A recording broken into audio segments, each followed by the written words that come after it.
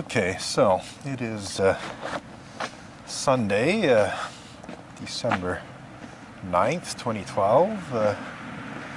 It is the final day in Chalica, Unitarian Universalist celebration of the 7 principles of Unitarian Universalism.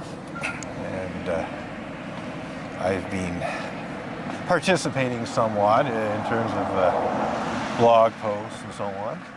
And we'll probably add some things later today.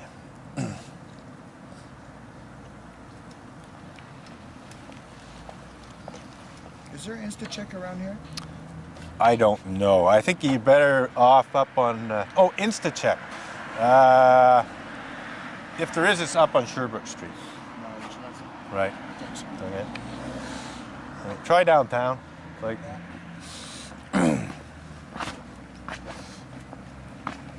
Okie dokie.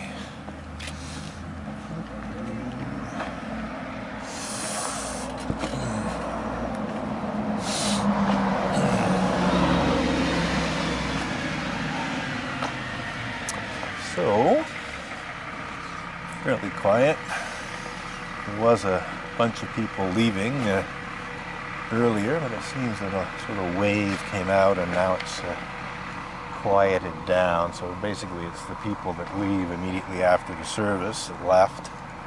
And now the rest of the crowd are, having their coffee hour, and some of them will participate in, post-service activities.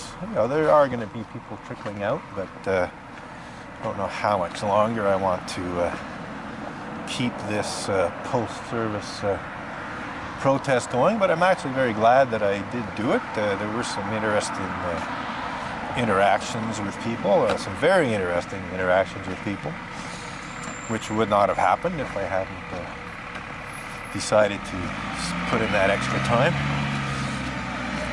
So, nonetheless, I think, I've noted, that for every half-hour period of protesting, something interesting happens. I mean, it's possible that, an hour might go by where nothing happens, but on average, every half hour, there's something of interest that happens. And, often it's even more than that. It might be, 3 or 4 things even in an hour that make it all worthwhile.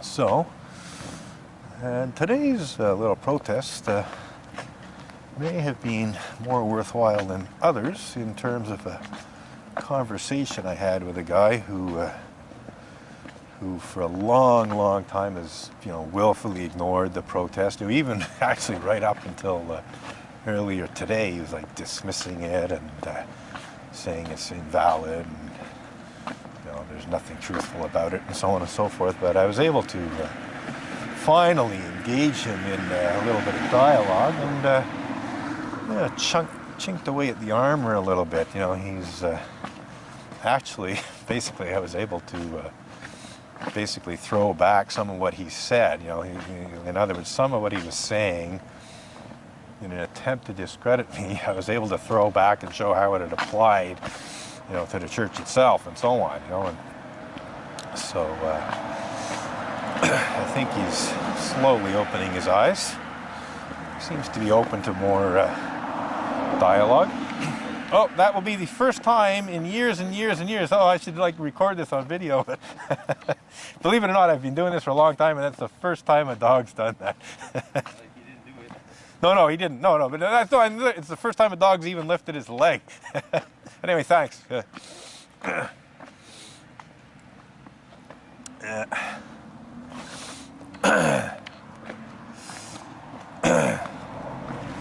So, did that... that was recorded. Oh, that's too funny, huh?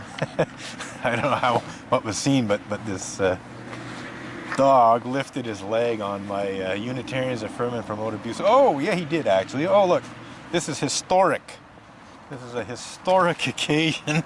This is the first time in the whole in the whole course of my protest that a dog has peed on one of my signs. And it's kind of interesting that he peed all over Abusive Clergy. I'll take that. I'm happy with that. Poor old Unitarian Abusive Clergy just got pissed all over by a dog. I guess that's a little abusive in and of its own right, but hey, you know, it's I think it's what's called poetic justice, maybe divine justice. But I'm not joking.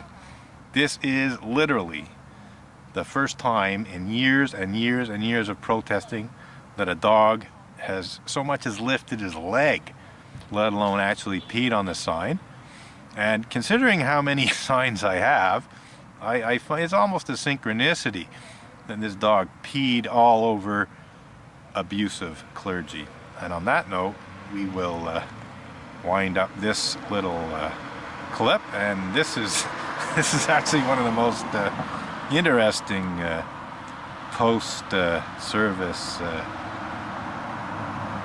protests that I've had. And this is the icing on the cake, as it were. Unitarian Abusive Clergy getting pissed all over by a dog.